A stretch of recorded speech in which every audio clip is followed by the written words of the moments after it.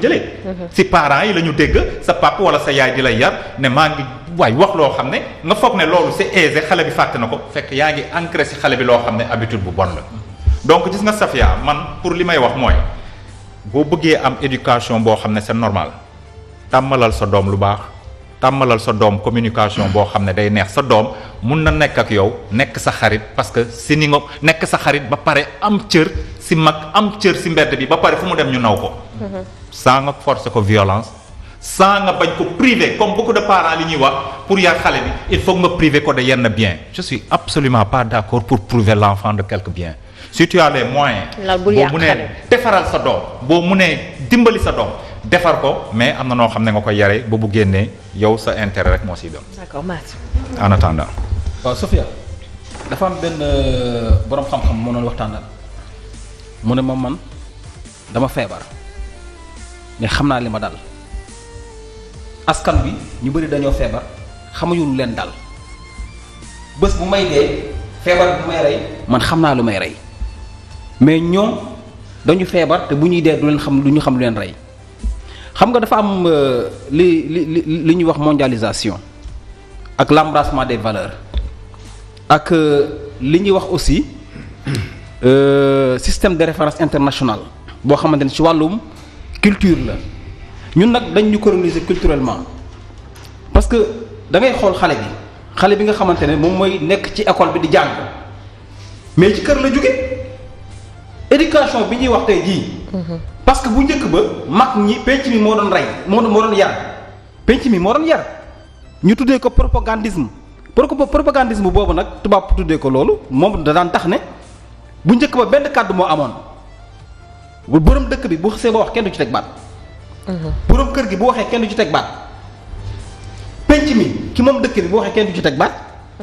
mais loolu dafa dem ba lu àdduna dox mu dem ba jur prosélytisme. xam nga boobu mooy lan mooy maanaam dafa dem ba jamono dox ay idéologie juddu idéologie yooyu juddu dafay am li nga xamante ne mooy ay doctrine di juddu droit de l'homme ñëw daal di taxaw ñu ne nit ki nag am nga ay droit te bu njëkk ba ay droit amul woon borom kër bu xasee ba wax benn kàddu bu ñëpp ci la ñuy topp muy ndaw muy mag donc xale bi noonu amul woon am njaay indi jóob man lii laa ci gis lii laa foog wala lii laay def léegi nag bu nekkee am na droit ñu dem ba am benn mode de communication bu ñuy tudd diffusion mode de communication division boobu mooy xew tey mooy bi droit de l'homme ñëwee toog ñu wax droit de l'enfant droit de la femme droit de la famille léegi nag xale bi dafay am droit taxaw ne man lii gëw ma ko lii sama papa wax du dëgg. yow d'accord nga ci droit wala lii sama yaay wax du dëgg. wuyu parce que boobu xale bi jox nañ ko ay droit jox nañ ko ay yelleef yoo xamante ne antal na taxaw wax ne papa ji li papa kat lii nga wax dara du ci dëgg. ndax jaadu na. yaay lii nga wax kat dara du ci dëgg. wala buur wax mu ne ko buur li nga wax ni tegul fenn. bu njëkk ba daawoon naaj xale avion ndaw na mais léegi xam nga li gën a garaaw li am ci jamono tey jii mooy lan mooy olof Njaay daf koy wax baat bu am solo mu ne mën waaxu baax na trop mais xam fi nga jëm a ko gën parce que bon waa boo xamul fi nga jëm doo xam doo boo xamul yaay kan doo xam fi nga jëm. donc xale warul am avis. mais d'accord xale war na am avis. mais defal nànk parce que ñun dañu war a poser benn équation bu doy waar. mooy tey jii ñun xale yi ñuy jàngal ci école yi. li ñu leen di jàngal système bi leen di jàngal mais ñan ñoo ñu ko imposer. le xale war na am droit. ñan ñoo ñu ko imposer système boobu Sofia xale bi ci biir jàng boobu dafa am lu ñuy wax système de référence. ndax war na am droit. système de référence bu njëkk bi bu Sénégalais xam kan la woon. Cheikh Amadou Bamba la woon. Alaaji Malick la woon. Baye Niass la woon. Bou Kounta la woon Limamou Laye la woon Soxna Jaara la woon Mame Fadou Wele la woon Mame Astou Diankhe la woon. moo nekkoon système de référence bi mag ñi tëraloon. léegi bi école ñëwee dugg nag dafa indi beneen système de référence xale bi boo ne ko gëm nga Serigne Touba mu ne waa gëm naa Serigne Touba kay gëm naa Alaaji Malick waaye boobu boole ci 50 Cent boole ci Lady Gaga waaw si non mélangé wu ma li may wax mooy système de référence loolu mooy indi confusion des valeurs ci xale bi parce que xale bi da nga koy bëgg jàngal kan mooy Serigne Touba jàngal ko Alaaji Malick ci biir kër gi jàngal ko Baye Niass mais en dehors par exemple suñu médias yi ñu ngi prôné leneen di ko jàngal kan mooy 50 Cent di ko jàngal kan mooy Lady Gaga di ko jàngal kan mooy star bi parce que booy xool tey ji éducation xale yi majeure partie dafa am médias yi sénégalais yi dañ ci am part de responsabilité bu rëy même téléfilm yi ñuy jàng yi xool léegi ñu koy seetaan xam nga lu muy jàngal xale yi dëgër fit da gis xale bu jigéen wat bopp bi ba mu set taxaw di jaay bandi xale bi di ko suivre novelas yi nga gis ñi ñu koy seetaan mais loolu dafay am lu muy inculquer ci xale bi. mag yi koy seetaan parce que bu njëkk ba dafa am li anglais bi di woowee système cloud mooy système boo xamante ne maanaam dañ lay tënk ci wàllum internet bàjjan dafa amoon ndijaay am tante am impañ am léegi bàjjan mooy whatsapp tante mooy facebook ndijaay mooy instagram. ndax d'accord nga ci droit de léegi bu njëkk boobu loolu nga xamoon nag dañ ko doon toog gis nga mag ñi attention tubaab bi du lu mu def rek baaxul mais mag ñi dafa amoon nu ñu doon yaree xale yi bon waa dañu daan toog taal mat di toog di léebal xale yi lépp yooyu bokkul ak léebu caaxaan yi ay TikTok ak yooyu de mais lépp yooyu. Mas attends pour résumer. qu'est-ce que tu veux dire parce que là. même moi je suis confuse. xam nga li ma bëgg a wax foofu. xam nga li ma bëgg a wax foofu mooy lan mooy différence bi entre yaru démb. ak yaru tey ban moo ci gën. déjà on y va point par point. moom laa lay wax. lan moo ci gën. ma ne nga dugg fi ci Lady Gaga génne. non xam nga tam wax la loolu. xam nga tam wax la loolu. lan moo ci gën non déglu ma Sophia parce que dañu bàyyi suñu yoon. voilà. dañu bàyyi suñu yoon. bu fekkoon tey jii li ñu moom la ñu jàngale parce que ñun ñii fi bàyyi dañ fi bàyyi ay valeurs yu am solo d'accord mais valeurs yooyu dama la bëgg a wax mooy jàngale wuñ ko ci école yi jàngale wuñ ko ci daara yi. d'accord xale bi dafay màgg ak système de référence boo xamante ne maanaam tubaab bee ko formaté tëgg ko ba mu doon magum jëmm léegi bu doonee magum jëmm nag nga bëgg ko jëlee ci li mu doon. ok fekk na yow sa bopp yow yaa ko jàngal. mbirum tubaab ba xale bi nekk tubaab. comportement boobu lay yor. d'accord ma léegi nag dinaa ñëwaat ci yow. waaw d'accord su ma ñëwaatee ci yow nga yeggale. ok d'accord ayca maman Oumou. waaw asalaamaaleykum reeram dafa neex. waaw. ah maman Mas reeram dafa neex waaye. di leen remercier aussi am plaisir di partager plateau bi. ñuy dellusiwaat sunu thème bi ñu commencé woon semaine passée muy affaire éducation d'hier et d'aujourd'hui. damay dellusiwaat sa la ma waxoon rek éducation d'hier éducation bi mi ngi doon passé wu dans la maison bi mooy lan dans la concession boo xamante ni papa ngi fa yaaya ngi fa ndijaay mi ngi fa jarbaata ngi fa maam bu góor ak bu jigéen a ngi fa ñépp di participer ci éducation bi su weesoo ñu jàngal la diine soo ñëwee ba nekk ci biir kër gi nooy nekk ak say njaboot sa famille looy def yar lay doon dañu lay wax lii ak lii di la léebu dañu la naan léebu si boolu añ bi su teguwaan si biir boolu añ bi lan lay léebu olof daan na doon dem bay léebu sax bay nax xale yi naan leen soo leen di lekk ndawal caas bi day faj métitu biir fekk boobu mag ñi dañ leen di nax pour mun a lekk lu nooy li bàyyi leen lu dëgër li loolu yëpp ay léebu la woon ay xale du laal digg bool waa xale du laal digg bool loolu léebu la dañ lay jàngal ëllëg soo demee kër jàmbur nga am benn comportement booy am benn tenue booy am te avant yi dañ la daan jël yóbbu la sa kër ndijaay boo miinul wala sa kër bàjjen boo miinul fekk boobu am na lu baax lu ñu gis foofu bëgg nga dem xool ca ñu yónni la fa nga dem soo demee it nga fekk fi ñu maanu nga fa daan fekk nañu waxante dëgg jaw avant mag ñi dañoo baaxoon nekkoon ñu maandu jël doomu jàmbur ni seen doom wëlbatiku continuer yar bi ñëpp a daan yar ñëpp nga dellu siwaat comme ni ma ko waxee dans le quartier say dëkkaale ñoom ñëpp ku nekk indi nu mu tudd son pierre à l'édifice ñu defar nit ki ñëpp ay ànd tabax nit ki ñooy tabax mais léegi jamono dafa ute li njëkk ñëw mooy mën-mën actuellement soo bëggee sa doom am yar bu baax da nga koy dugal ci école bu baax yàlla su la mayee moyens da nga koy dugal ci école bu baax parce que école yi dañu waxante dëgg privé bi mi ngi apporter quelque chose de positif aux élèves xëy na amatuñu jot di jàngal sunu doom yi avant ñun sunu yaay ñoo nu daan jàngal tu reviens à la maison ñu jël cahier maison bi dinay defal say écriture ak yooyu soo delloo sa école ba yow sa maître ou sa maîtresse day kontaan xam ni yow ñu ngi lay topp mais jamono ji ñu toll loolu amatul ndax jamono metti na nit ñaa ngi daw dañuy xëy di dem dëkkatuñu ci concession bi kër yi xat na ku nekk dem nga wuti sa appartement papa yaay doom ñoo fay nekk keneen xaju fa papa jeeg yaay ji suñu xëyee ñu ngi wuti parent bi yóbbu na la ci école bu baax war a tax nag parents yi gën a góorgóorlu dem di xool seen éducation doom fu mu toll ci école bi loolu su weesoo la ma waxoon rek laay waxaat li Benoît waxoon dama ko siy fekk si nañu toog di waxtaan ak suñuy doom nañuy jege suñuy doom ubbil kanam suñuy doom parce que jamono ji moo toll foofu ñu ngi wax l'ère de la mondialisation effectivement kenn amatul jot kenn amatul jot même ki toog si kër ga amatul jot mi ngi jéem a seet nu muy defaree àddunaam positivement donc on est obligé ñu yóbbu xale yi si école yi dem wuti lu ñu indi si kër gi ndax dara yombatul kon il faut que ñuy gën di góorgóorlu di communiquer suñuy doom te aussi ñu sóor dara on a nos valeurs.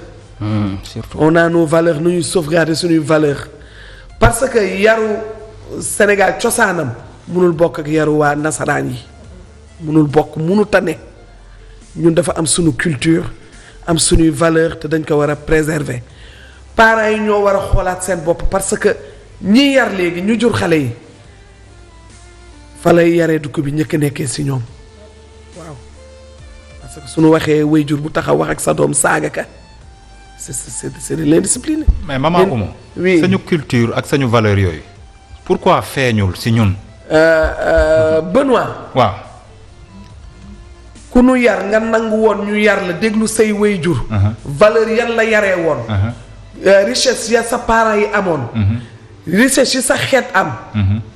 yor nga ko. non parce que da nga ne déglu ku nangu woon loolu. yor nga ko. ku nangu woon. say waajur yabar la si sa kër ndijaay. yabar la si sa kër bàjjen nga nangu foofu ñu yar la fa. fàqoo toog. sa valeur yooyu ba nga màggee feeñ na si yow yaa ngi koy jox say doom mais jamono ji dafa toll foo xamante ne la woon moo woon ni. kër yee xat munoo jël sa doom yóbbu kër ndijaayam munoo jël sa doom yóbbu kër bàjjanam. mais yow jikko yi changé. waa jikko yi changé. li fa daan xew est-ce que daan nañ ko wax. nga ni li fa daan xew. loolal la. xale nga jëlaan sa doom bu jigéen yóbbu ko fenn mu dem vacances yi y a beaucoup d'enfants tamit yoo xam ne si moment yooyu am na lu ñu fa daj te ñemewuñu ko nettali bu ñu ñibbisee. gis nga Benoît. si. Benoît lan am léegi amul woon avant doo yóbbu sa doom ñu di ko torturer dañ koy yar. non dañ koy non dañuy jubbanti non Benoît am na yoo xamante ni yu fa daan xew comme yow je sais pas loo bëgg a wax. xaw ma li ma bëgg a wax moom laa ay viol yeeg yooyu mais jamono yooyu amul woon dañu waxante dëgg. non parents yi non Benoît. amul woon Benoît non peut-être yow gis nga ko mais man de ma part gisuma ko. ok li ma gis laay wax. nit ki nag doo wax loo gisul. mais nit ñi dañ leen daan yar. dañ leen daan yóbbu vacances 3 mois tu sortais de la région. dem si sa kër ay parents ñu yar la. moom laa la wax ne la gis nga nag Benoît lu bon foo dem fekk ko fa. mais daal tabaar fakàlla macha allah léegi la bari. léegi la bari. ba pare li ci gën a metti suy ñuy wax toujours dañuy def joxtoor les femmes du joxtoor jigéen te góor ñi ñooy def ñaawteef gisaguñu jigéen bu tëdd ak moroomu jigéenam muy njëkkeem amul góor ñi ngay gis ñuy tëddee seen jabaru sëru jabar yeeg di tëddee seen doom gisaguñu loolu si jigéen te toujours lu bon lu ne dañuy wëlbati ko teg ko jigéen. kon l'affaire c'est global. nga ni l'affaire c'est global c'est pas les enfants seulement. dama ni l'éducation on parle d'éducation. de qui. on parle d'éducation bu démb ak tey on doit trouver des solutions yi mooy nit ku nekk nga am jomm. si man côté boobu laay waxee boobu. thème la ñu teg. ne nangam ak sàngam lii la. père bi muy introduire nee na solution la ñuy wut. seet nu ñuy def ba jéem a jubbanti li xaw a dëng jubbanti li xaw a dëng. d'accord éducation boobu nag pour ñu réussir ko dañuy delluwaat. sa nan nu yaree woon. ñu wëlbati ko yaree ak sunu doom si jom. am jom am ngor. loolu su fi jógee rek lépp dañ na fi. nit ki da ngay am jom am ngor. solution loolu foofu la man loolu laa gis. d'accord am jom mi ngi ci point bu am solo numéro de téléphone yaa ngi noonu 88 628 89 90 88 628 28 28 00 221 33 841 20 69 mooy pour ñi nga xam ne ñu ngi à l'extérieur donc ñi ngi xaar seen ay appel papa moment moom mi ngi ci point bu am solo muy valeur yi. c'est-à-dire dañuy dégg rek ñun la plupart du temps ñi ci bëri boog dañuy dégg ñu wax affaire ngor affaire ay valeurs yi nga xam ne dañ ko daan inculquer nit ba muy jomm di def yenn yi te loolu amaana présent wul ci ñun ñi bañ koy inculquer keneen. donc yooyu valeur naka ngeen daan def ba koy inculquer seeni doom. Sophie maam Kocc Barma Fall sunu maam dafa ni démb tey ak ëllëg ñett ñi moo am démb tey ak ëllëg ñu ne ko démb mu ne fàtte ak fàttaliku démb fàtte ak fàttaliku ñu ne ko tey nag mu ne rafetal ñu ne ko ëllëg mu ne sedd cër. sedd cër maanaam ñu sóor ko. Le futur ne mange pas. Le futur n'est pas un homme présent. Mais on doit beaucoup lui réserver sa part. Tout à fait. L'imparfait c'est le passé. Mais ça parle du présent. Ou bien l'imparfait c'est le passé de. Mais ça parle du présent. Sophia Diatta. xalaatal bu baax a baax. Sophia gune gi war nga koo yar ci loo xam ne lépp loo xam ne lu ñaaw la. ci mbokk walla ci famille bu ko dugal ci noppam na nga fexe mu fàtte ko démb ak bés ki démb na ko fàtte démb na ko fàtte lépp lu rafet kii sa mbokk la kii sa nijaay la kii sa tante la ah kii sa jaam la de jant booy xewle da nga koy may sa jaam la mooy topp sa ginnaaw jant booy sëy mooy yanu sa waliis mbub ma nga sol soo eggee da nga koy summi jox ko ah jant boo ko dóoree di nga nu indil ab coono ndax sama walis dinaa ko wëq sa ndey diw dina wëq walisam sa mag diw dina wëq walisam da nga ko koy ñëralee ñëral ab jaam soo ko dóoree da nga koy ñëral après yooyu tey kuy ñëral. ñëral mooy soo ko dóoree ba pare nag da nga koy wan ne man maay sa borom maay sa sang di nga yëkkati mbub ma gën a seer sa mbubu daaj di ca walis say rak fu nekk doo ngi dem da ngay dégg naan dàmp leen noo dàmp ñoo dara jàmp dégg nga kii ba sang yi doonoo dóor léegi tama yi dar la dàmp leen noo dàmp ñoo dara dàmp ndax sang yi dañoo dóor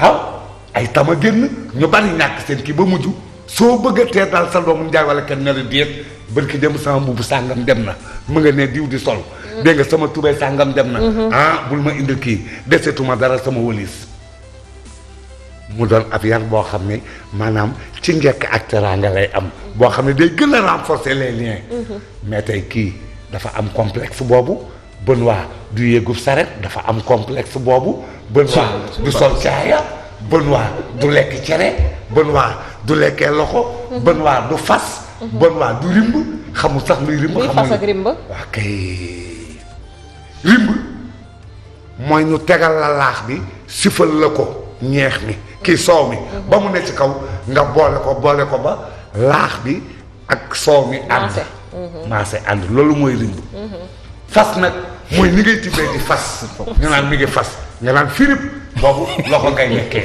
da ngay fas mais léegi ay kuddu ngeen lekkee non non léegi pour yow waaw lekkee kuddu boobu ak lekkee loxo yan valeur la ñu manqué loo loxo dafa am barke boo xam ne dafa am lu ci Sofia demoon na ay jamono ba lu gan bari lu nit ñi bari am na togg yooyu suñ ko toggee ba indi ko ba teg ko suñ ko uufalee sëñ bi ba sëñ bi xool ko xool nit ñi sëq daal di ëpp ñam wi sëñ bi am na lu muy ñaan ne ko tuf loo xam ne su ko ci defee ñam wa day des. waa dëggal. di nga lekk te day des. boobu loxo ngeen daan lekk te mi ngi fi waaw loxo ñun xam nañ ko loxo rek. léegi loxo moo ëpp barke moo ëpp tuyaaba moo ëpp ab yool moom loxo. loxo Sofia dafa baax. xam nga foo koy xamee. loxo Sofia léeg-léeg nga gis góor ñu ne laa ilaaha illallaah jigéen ñi muy yor ay jigéen ñi koy topp waaye kii moom nangam ab loxo la. lekkee loxo moo ko andil. déedéet loxo ci boppam di joor. am xar sax soo ko yoree tàmmal ko sa loxo foo topp wala foo taxaw wala noo mel mu topp la loxo mooy tooke. sab noonu soo jëlee sa loxo di ko jiñ kooku moom da koy rey moom ci saa si mi ngi mel ne nga nekk ba digg naaj wi tàng nga jël ab dax teg ko ci kaw këyit séendal ko ci naaj wi day ruy ba jeex noonu la am noonu mel ak ku koy dimbali ba tax am na ñoo xam ne jant boo leen jógee di xeex ñoom nañuy xeexee ak yow mooy dañuy jël seen alal di la ko jox fekk ñu ngi lay empoisonné loxo dafa barkeel mais léegi genn gune mënut lekk loxo ba kenn mënul dank sax gune goo jox ne ko lekkee loxo dina ko tuur fépp. pourquoi ñu bàyyi loolu. mënuñu ko déedéet mënu ko ay tubaab ngeen. léegi soo demee sa kër micro-ondes nga am kenn du boyal da nga koy dugal ci biir. waaw mais Père su jamono di dox doo dox ànd ak. dafa kay di nga dox ànd ak moom mais xam nga loolu. Papa xam nga yow non. kenn taxanituñu yow tamit ñun taxanituñu. gaz baa ngi nii waaw mais ndigal max la jamono moom mooy dox mais. père hygiène bi nag. loolu gàtt nga gu rafet la. di dem marché yor mbuus. ñëwal ci li benn wax. hygiène bi dama ne par rapport ak lekkee loxo bi. dama ne non mais ma laaj la benn yow question. loolu gàtt nga gu rafet la. non dama ne dem marché Sofia ngay dem marché yor mbuus. père waxuma loolu dama ne. sunu kër kenn ñeme faa ne. yor mbuus de. am na légat la ñuy yor dem muy soo yoree lawtan. mbuus sunu kër. père déglu ma walaay laaj soo la benn yoree question. père am na loo xam ne. waaw ñun. peut-être yàlla moo ñu sàmboon. waaw je ne peux pas imaginer. waaw bu fekkee dañuy wax affaire li ngay ne loolu dañ ko Lekkee gàttal. waaw lekkee loxo. defal nànk rek. waaw ñu teg fii ndoxu raxasu. waaw Benoît ñëw ak loxo mi tilim raxasu. waaw ñaari raxasu lay Moussa Ndiaye ñëw lan. ñaari bu yàgg ba benn raxasu lañ daan. ñaar waaw ba tey. waaw déglu ma rek. te daawoo dégg feebar daawoo dégg tuberculose. non loolu dara leeru leen. waaw. dara leeru leen. ndaalu mag moo daan ma ne. am. daal yi ci bàyyi ma wax dégg comme ça mu ñëw li nga expliqué mu andi. xam nga mu dama ne. wax ci lu mu ci d'accord. xalaat.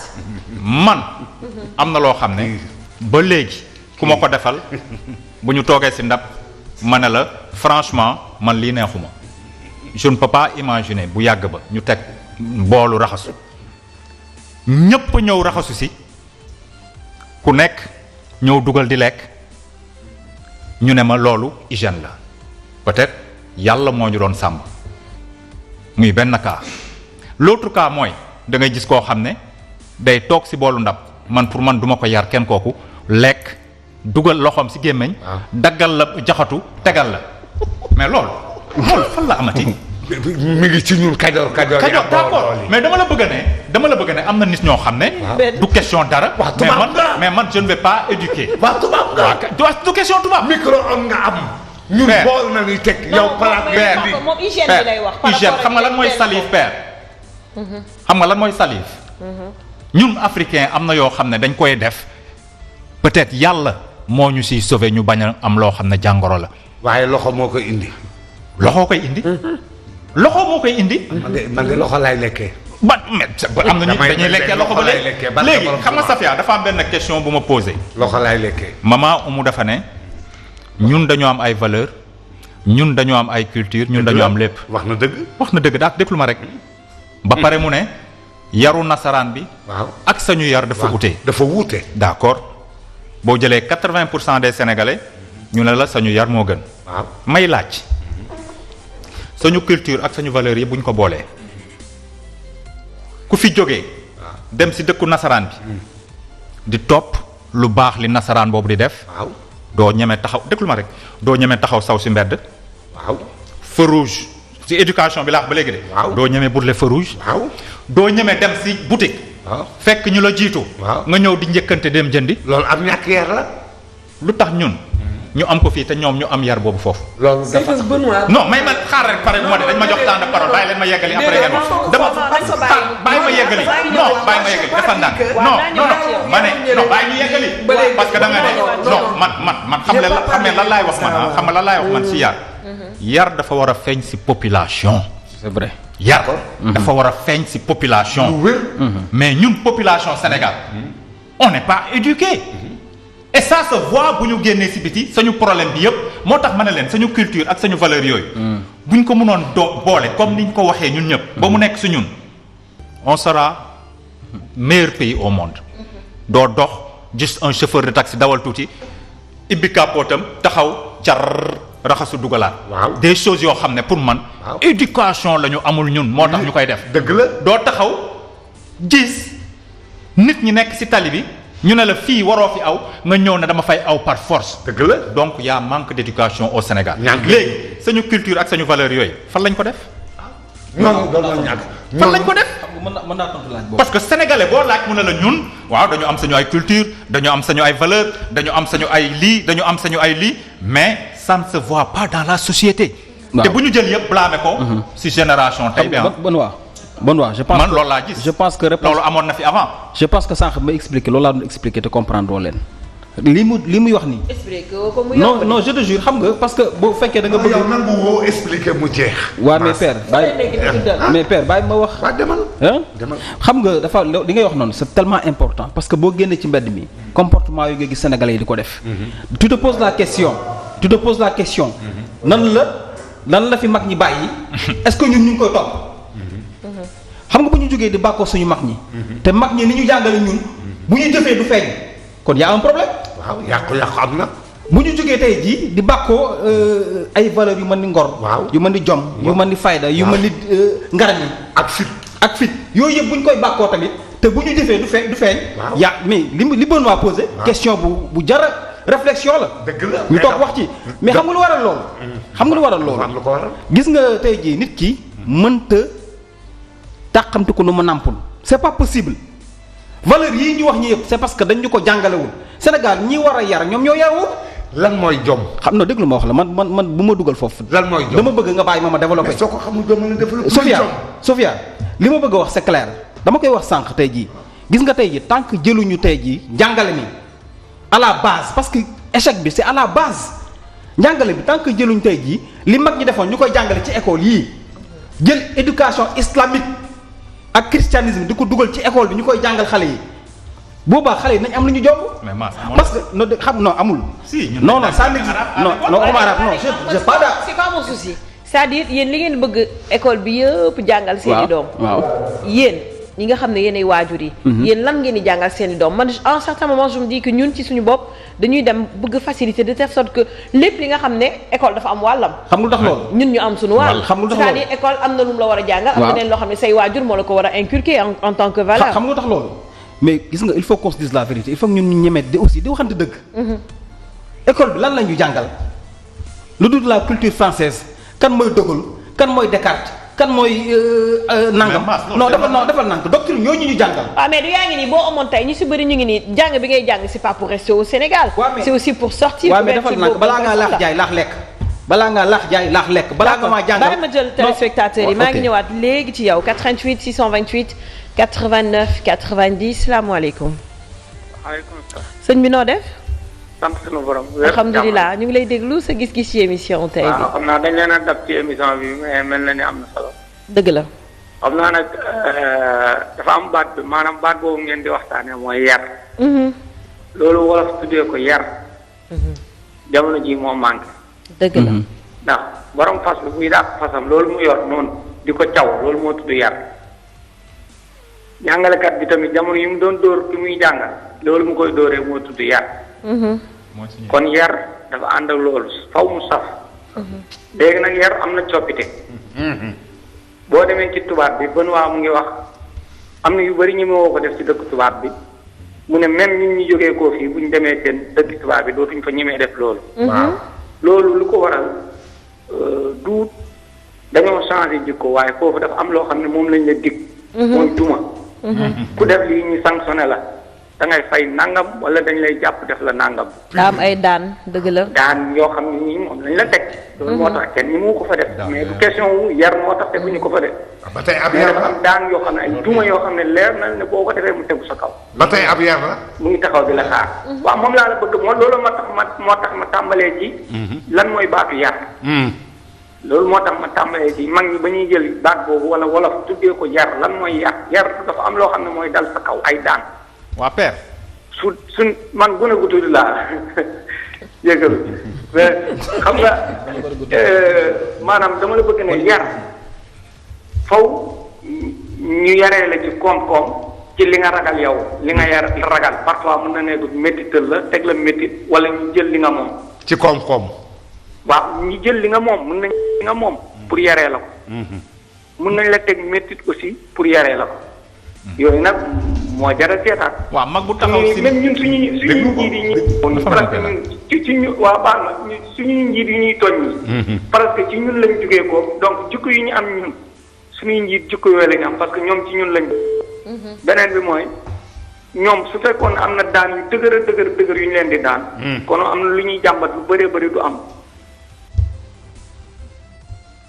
ay ci dafa mel ni dem na de ñu ngi jéggalu bu baax a baax 88 628 89 90 boo amee ku nekk ci ginnaaw ñu jël ko. ñu ngi fi. salaamaaleykum allo allo 88 628 89 90.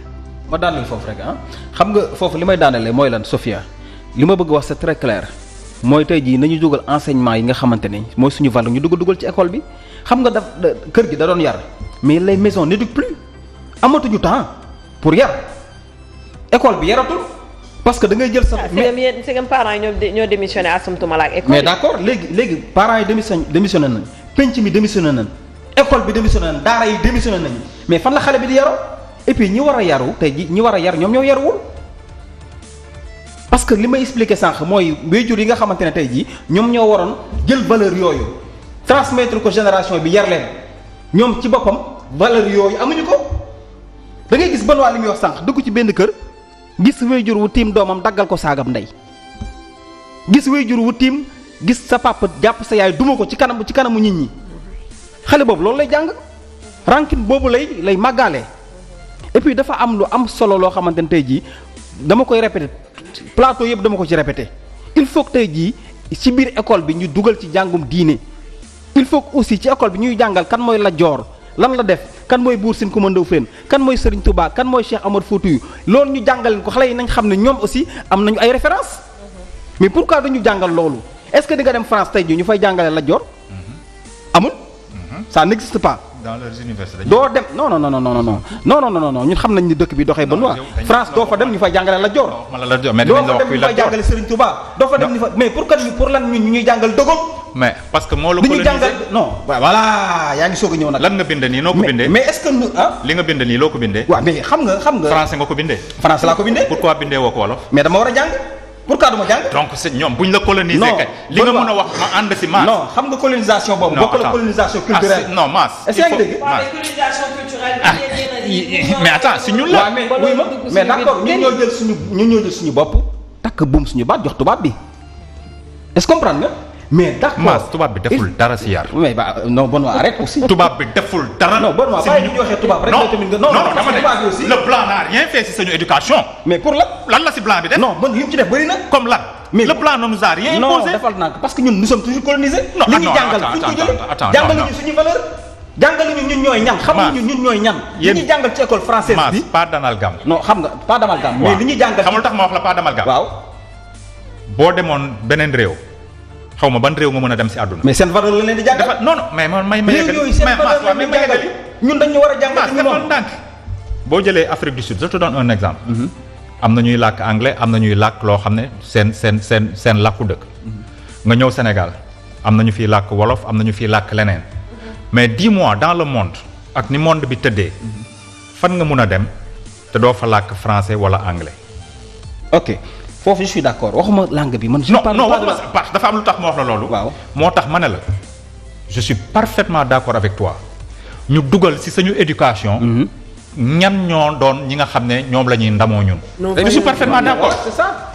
loolu d'accord naa si pour ñu woon xale yi ne leen. yéen kat diw ak diw ak diw ak diw seen réew la ñu bàyyeekoo. te te ñu ngi koy jàng quand même. non pas assez. ñu ngi koy jàng pas assez jànguñu loolu de. lan la ñuy jàng mais waxuma ban école la ñu jàngale non defal naa xam nga des fois ma lire benn passage ñu ne Descartes moo wax loolu fekk Descartes loolu mu wax Serigne Touba wax na ko ba pare. waaw mais parce que philo ngay dem jàngi. est-ce wala leneen mais d'accord loolu la ñu dugalee philo nag dañu ko jàngal ci xale yi loolu la ñu war a jëlee suñu mag ñoom di ko jàngale ci école yi parce que ñooñu valeur la ñu jàngale.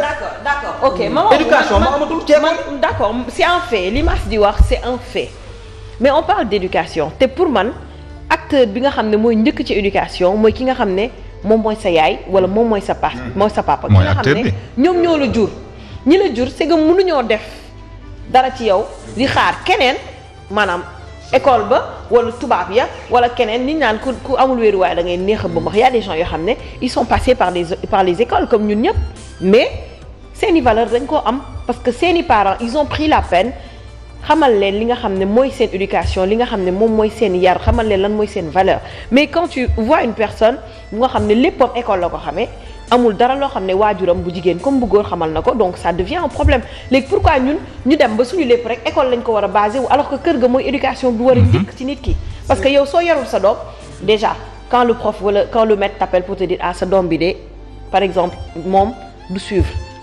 c'est parce que mënatu ci dara bu ci mënoon dara amaana du woo parent pour mu ñëw wax ci donc parent bi moo war a njëkk a jëmbat loolu ci doomam soog di xaar prof bi wala maître bi mu continuer s'il y a rien ci xale boobu comment le prof wala comment le maître moom la mën a def liggéeyam. c'est que moo tax ma ni la éducation de base dafa am solo si këru àdduna foofu Benoît damay dellu si tuuti bi ñuy wax dama waxuma ni éducation nasaraan bi yaru nasaraan bi baaxul dama ni la yaru nasaraan ak yaru ñun nous africains nous sénégalais ça diffère. on avance. bokkul ñu truc si li ñuy wax bokkul.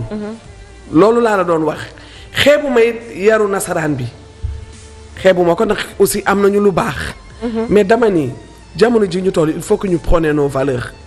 mais est-ce que gëm nañ suñuy valeurs. déglul ña koy gëm ña ngi koy gëm je te donne un exemple. xoolalee saraxule. what. xoolalee xalpulaar. da ñoom ñoo gën di bari di dem bitim réew. mais ñoo fonk seen cosaan. mais balaa ngay dem bitim réew dañ la xamal. déedéet déglu non attends je te dis même ceux qui sont nés en Europe. ñu musul ñëw Afrique yar nañ leen foofu ci seen aada. mais boo duggee seen kër yi ñoom naka la ñuy dundee déjà ils parlent leur langue maternelle du ñu nekk sax di sonal seen bopp pour yenn affaire donc balaa ngay.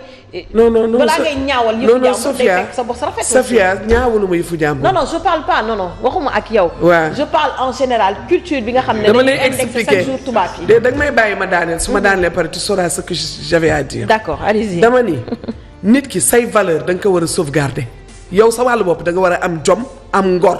gis nga nit suñu la yaree si jom ak si ngor.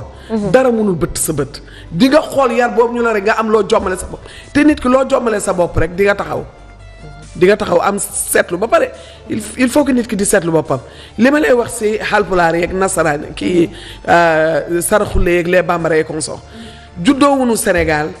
juddoo wuñu Mali ñu ngi juddoo Europe. ni ñuy vivre foofu situation yi difficile la si ñoom. mais dañu góorgóorlu ba seeni doom dafay mel ni fii la ñu juddoo.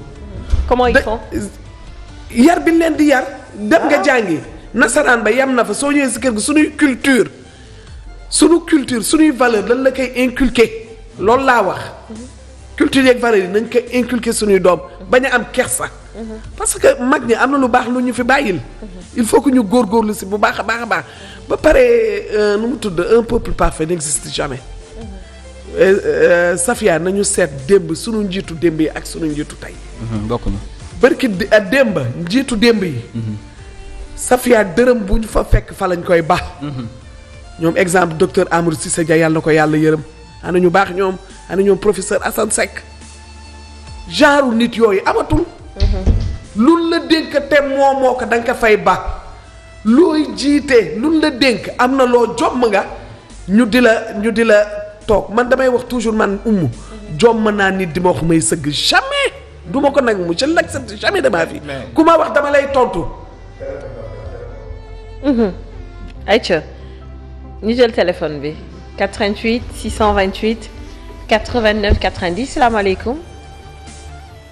man salaam. sëñ bi noo def. ça va na ngeen def nuyu naa leen. ñu ngi lay fay bu baax a baax. bien te tamit seen émission bi solo trop. jërëjëf. mais quand même. émission bi thème bi ni ko defaree ni day andi ay conclusion. même si yéen sax des fois da ngeen di dugg feneen quoi fi nga xam ne ni ñun ñuy seetaan dañuy juum. d'abord pour man waruñu comparer entre éducation bu njëkk ba ak éducation léegi parce que jamono bu nekk am na façon éducation bi nga ko foo war a nekk exemple instant yi nii dafa am ay WhatsApp dafa am nit ñi bu ñu bëggee liggéey xam nañu fu ñuy dem bu yàgg ba booy liggéey da ngay am ay waxtu va partir temps et autres donc waruñu comparer ñaari yi te tamit peut-être lu ñu war a comparer l'éducation ici au Sénégal ak éducation occidentale foofu la ñu war a comparer.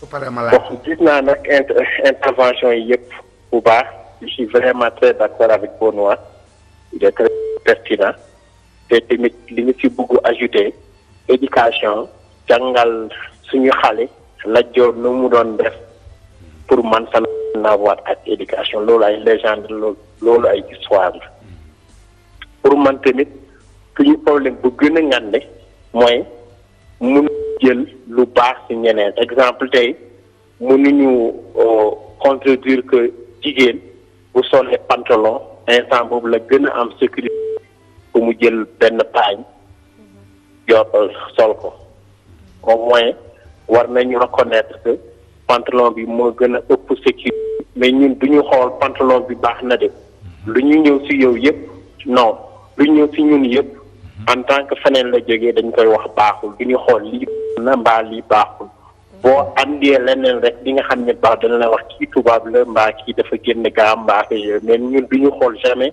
lii baax na mbaa lii baaxul. pour ma laa bëgg a laaj. Benoît lu mu wax ne nii. père mu ne daf la bëgg laaj trop sax te tamit boo demee bitum réew. en général même nit ñu jógee fii nit ku ñuul sax ci boppam ñuy jógee fii ñoom ñooy dem ci prison yi ñoom ñooy manqué éducation tubaab yi ñoo ñu gën a mun a éduquer seen doom ñu am éducation ñu am sax benn héritage bi nga xam ne ni topp ñoom ci seen famille man loolu laa sant tamit ñun du ñu gis jamais suñuy erreur chaque fois dañuy xool lii dafa jóge extérieur rek lii baaxul lu jóge extérieur yëpp baaxul pour ñun même bu dee lii lu baax la man li rek laa ci am comme waxtaan. D'accord merci beaucoup. merci. ci kontaan nañ jël téléspectateur yi maa ngi ñëwaat ci yow moomu 88 628 89 90 salaamaaleykum. waaleykum salaam. sëñ bi noo def. ñu ngi sant yàlla bu baax soxna Sofia. alhamdulilah waaw. waaw ñu ngi rafetlu bu baax émission bi. jërëjëf. bëgg waxtaan nag suñu xalaat. d'accord ñu ngi lay bàyyi nga wax sa gis-gis. waaw bu dee comme ni ñu tuddee suñu éducation base mooy li ñu tuddee nañ delluwaat si téere. ndax it kullukum raa'in wa kullukum mas'uulun nit ku ne ëllëg sàmm nga dañ lay laaj sa njaboot. ci sa njaboot gi utal nga ko bu baax. bu ne waajur bu baax góor ci la jigéen ci la. waaye bu ñu jëlee éducation tubaab pour que bëggee def si diine day métti. da ngay gis jullit bu sol lu rafet te léegi ñu ko Sofia li nga sol rafet nga te danaa yow tubaab nga. wala ñun jullit moom mu ngi sol lu rafet. nga wax dëgg ñu la sa waay allemand la. ñun de jullit moomul wax dëgg. nga nangoo liggéey ñu la américain la. mel ni yow jullit bi yow liggéey bokku ci. Bakary. loolu nag yaakaar naa ne buñ ko toog mu ne teguwaat ci ñoom. ay ci ñu ngi jégalu 88 628 89 90 boo leen wootee rek ngeen mën a yokk seen kàddu tuuti wàññi télé yi comme ça ñu dégg leen bu baax a baax dina ci baax salaamaaleykum. maaleykum salaam. sëñ bi noo def. waaw Sofia ñu ngi leen di ziar bu baax. dellu ziar bu baax a baax. waaw di nuyu waa plateau bi yëpp franchement di rafetlu seen émission bi. ñu ngi lay fay merci. mais Sofia comme pour tënk rek parce que dama yàgg ci ligne bi. ñu ngi jégalu d'accord. waaw li ñu wax ci éducation entre hier et aujourd'hui quand l'éducation perd ses racines. waaw mais nag xam nga nag man damay wax ne peut-être ndox fa mu daan taa ba tey Sofia boo dee fekk fa tepp-tepp. lay kañ di soose. xam nga maa ngi dégg gars yi ñu ngi wax comme européens yi ni ñu amee yar ak yooyu mais Sofia est-ce que xam nga man su ma la waxee na la jóge naa Saint-Denis. di dem Port de Choisy gis tubaab boo xamante ni day tuur ndox ci mbedd bi. ah. waaw. dem naa aéroport Istanbul. nga xamante ni dañuy wax ne comme ñoom ni ñu yaroo ay ni ñu respecté ay kër ak yooyu. ñi nga xamante ni ñoo dëkk ci réew mi ci boppam fil bi ñuy jël war a dem ci police frontière bi. dudd na tellement que xaar bi day yàgg yàlla xam na ne ñoom ci seen jëmi bopp ñoom ñooy daggaran yi di bëtt genre buum yooyu ñoom. mais loolu lépp ci manque éducation la bokk ah. dëgg la. donc affaire bi nii Sofia dafa tombé boo gis lu baax rek am na lu bon. c'est Tafa Kandji. Tafa Kandji si tu vois ça. Sofia boo gis lu baax rek. waaw on l'écoute ñi nga xamante ni démb ak bërki démb ñoom ñoo daan yar seeni ay doom Sofia ba tey. ba tey boo demee ca bërëb yooyu nit ñooñu am seeni valeur garde. ba tey. dëgg la tamit nag réew mi léeg-léeg nga gis magam jëmm Sofia nekk ci mbedd def loo xamante ni yow mi xale ci temps bi jomb nga ko def. jomb nga ko def ci lay doon Sofia loolu ci nit ki la et puis nag bon pour nga xamante ni pour nga redresser leen nag Sofia c'est tout un problème parce que xam nga nit bu dem ba am 35 ans 40 ans kooku neexatul kooku yar dëgg la 88 628 89 90 salaamaaleykum. il a fait l'Europe Tafa Kandji. allo. kooku dem naa ca 88 628 89 90 dañu bàyyi moom mu daaneel. Moustapha Kandji. waa ñu ma li ma waxoon rek mooy ni ngor ak jom dafa war a nit ki daf ko war a dellu si li ma jox ne exemple léegi le docteur Amadou Cissé Dia ñoom professeur Assane Seck ñooñu lan naka la ñu menoon naka la ñu daan yoree loo moomul ba ko fa lu sa yoon nekkul doo ci dugg di wax dëgg di seede dëgg ba pare Sofia ñu nag waa bitim réew yar yi du benn mënul doon benn parce que ñun suñu cosaan mooy dañu fonk suñu ay wayjur dañu fonk suñu ay maam nasaraan bi nu muy yaree doomam soo amee 18 ans 21 ans da ngay génn. bu tëggal la mboye ngaan. da ngay génn nga dem ñoom nag bi ñu koy def am na lu tax ñu di ko def te ñu ku ko si def ñu si ëpp dañuy réussir parce que boobu dañ lay mettre dans l'épreuve de la vie nga responsabiliser sa bopp nga dem ñun nag xamuñu loolu di nga dem ba ami sët nekk ci biir këru famille bi toujours du yow doom ngay doon. kilifa gaa ngi fi ku mag rek mooy jiite. ñun dañuy téye suñuy maam. di leen nabbee ñoom duñu téye seeni wayjur jamono ji ñu toll amatul sax jot bi faf ba moo tax ñu créer des maisons de retraite kon yëf yi mënul doon benn ñun dañu am suñu culture am suñuy valeur yooyu nag la ñu war a jéem a góorgóorlu delloo si mi ngi dellu si sax ndax léegi gis nga ni xale yi dinañ leen yóbbu avant sax ñuy dugg école dinañ leen yóbbu ñu dem daara pour essayer de récupérer les enfants parce que fi mu nekk dañu réer suñu demee daara dellu si boobu am nañu une certaine maturité dugg si école bi jàng tabarfakàlla macha allah du ñu taxaw kon yooyu la ñu war a seetaat valeur yooyu noonu la ñu war a indiwaat dellu si waat ka moo gën waaw d'accord ben wala bàyyi ma ñëw ci papa maa ngi ñëw ci yow non mel benn après mu demal benn Safia xam nga comme ni may wax rek il faut pas que ñun Sénégal ñuy continuer di wax bañ a xool la nga xam ne moo ñuy avancer loo tandis que ay duma jël samay maam di koy yóbbu ci garde rek waaw ça dépend dëkk boobu naka lay doxee dëkk boobu bokkul ak ñoom buñ fi toog di may ne que ñun malgré sañu valeur yooyu yëpp yàlla mi ngi ñuy defal ñu ngi avancer on recule te recul boobu yëpp xam nga lan la éducation dafa am doole ci réew. dëgg la dafa am doole. bu njëkk. lu tax ma ne ñun on est dégradé au Sénégal partout bu njëkk boo gisoon journaliste bu toog ci télé danga koy fan parce que journaliste dafa am loo xam ne daf koy dégager. dans un pays. une tenue. bu njëkk boo gisee dem ci Yàlla Malick Gueye toog wax. wala Sada Kane wala Mamadou Malaye Diop ñooñu da ngay am mbégte parce que ñii am na lu ñuy dégager ci réew.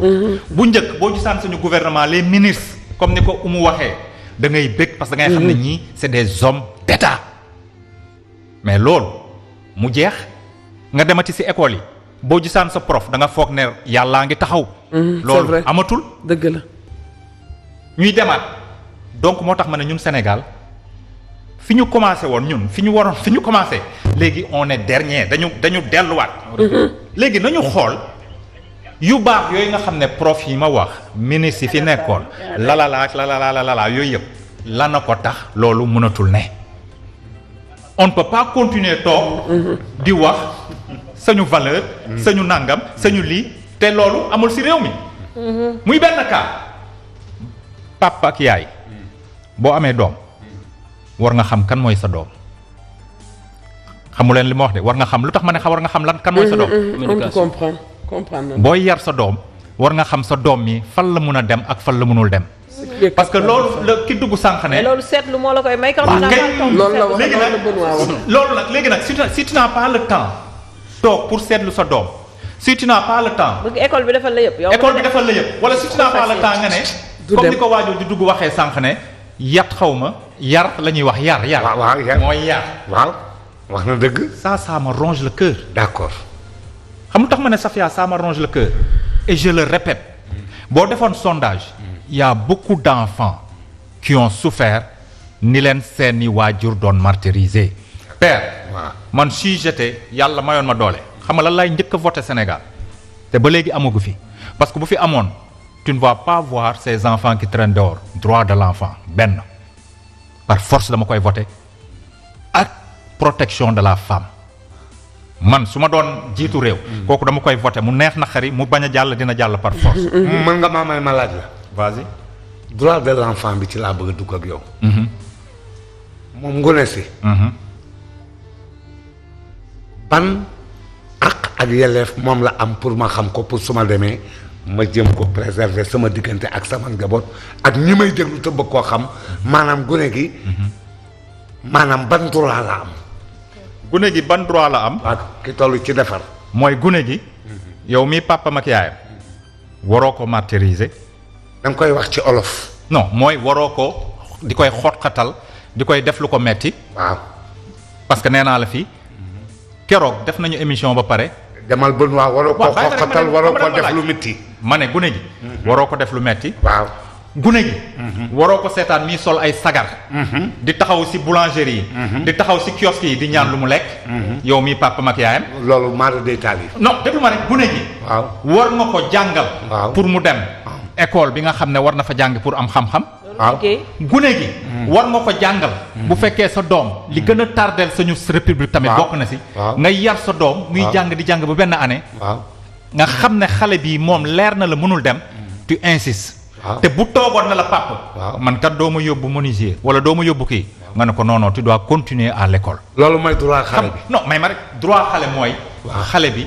am na yenn naqar yoo xam ne kenn waru ko teg. mais moom laay xam nga mooy yi ma lay énumérer ma ne la. gis nga pays bu amul. droit à l'éducation. droit à l'éducation. droit à la santé. droit def ma rek pays bu amul yooyu yëpp. waaw ñu lay protéger. waaw di protéger tout tànk bi di leen protéger noonu. pays boobu du mun a dem fenn. bàyyi leen foog ne xale yar moo koy yarul xale li ma wax dafa am importance booy papa père. xoolal sa doom ci bët xool sa doom bi muy gune bay màgg. lan la xale bi mun a demee. ba pare may ma. nga continuer di koy protéger. xam nga protéger boobu mooy lan. waxtaanee nañ ko fi. munoo am nag des fois am na ñu ko mun. fii ci Sénégal bi am na ñoo xam ne am nañu 30 doom 30 bant du moins. yar leen ni mu waree. waaw te dara jàmm rek am. te jàmm rek am parce que. ñooñu dañu sacrifier seen àdduna ndik seen doom. waaw te ñu ci ëpp. waaw dóoruñu leen. waaw defuñu leen lu metti. ak ndimbalul sunu borom. waaw ak ndimbal voilà ak ndimbalu suñu. je suis parfaitement d'accord. yàlla teg ci loxoom. waaw donc moo tax ma ne. waaw boo gisee yenn cas de violence yi am Sénégal. waaw xam naa dinañ ci waxtaan fan yi. waaw yi ngay jot a gis temps yi. waaw muy metti xol. waaw jàmbur nga jàpp ko dóor ko ba rey ko. jàll ñu ci protection bi nga xam ne moo waroon am ci réew mi. mooy protection xale. léegi su gune gi dëngee nag. su gune gi dëngee. am na noo ko mun a yaree. jubbanti. nga jubbanti ko. nan la ñu jubbante doo dóor. juggante doo dóor. am yar amu ci. am yar amu ci baat. Sofia yar amu ci. yar amul non déglu Sofia wax àddina dégg ko. non du ma la bàyyi nag ndax sama temps laa la. non joxoo ma sa temps. Sofia man nga joxoon nga jox ko. non man la Sofia jox da nga ma noonu rek ma doon. waaw léegi sa temps. léegi jox ma sama temps. non di nga daal après bul daal. jox ma sama waaw dama mayaat naa la sama temps 2000. déedéet non léegi. d'accord yaa ma mayaat sa temps. moo tax ma ne la père. mais nag dina encaissé. d'accord dinaa encaissé. merci du temps. dama la bëgg ne père. waxoon naa ko émission keroog. bàyyi dóor na doom faxat ko yàq bëtam. waaw bàyyi dóor na doom. waaw fogat ko yàq nopp. waaw te dañu nekk benn société boo xam ne ñun. waaw on est très méchant. waaw méchant boo xam ne. loolu. da ngay mere fëre ñëw faj ko. ci da ngay gis. Sénégal ñu ne la benn borom bët warul dugg sa kër suba teel. mu ne. Sénégal am na ñoo xam ne dañ lay ne benn bët warul dugg sa kër suba teel. vraiment c'est des croyances. non moom ak fi bëri. mais amul sens. amul sens léegi yow soo bàyyi defee loolu nga toog ak say xarit ñu lay ñaawal wala di lay def loolu xale boobu il est blessé intérieurement kan moo ko teg baayam te baayam boobu dara du ko ci fekk moo tax man li may wax éviter dóor mooy mandarga xale dafa gaaw. xale yu bari dóor nañ leen ci bopp ñu foog ne xale boobu biñ ko dóoree ci bopp dara amu fa.